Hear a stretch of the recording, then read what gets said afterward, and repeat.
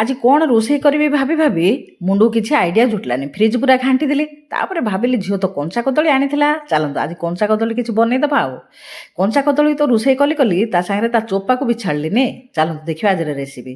କଞ୍ଚା କଦଳୀକୁ ଚାଞ୍ଚି ଦେଇ ତାକୁ ସବୁ ଧୁଆଧୁଇ କରି କୁରିଦେଲି। ତା ପାଇଁ ନେଇଗଲି ଟିକେ ପିଆଜ କାଟିକି, ଟିକେ କଞ୍ଚା ଲଙ୍କା କାଟିକି, ଆଉ ଅଦା ରସୁଣ ଟିକେ ଛେଚିକି।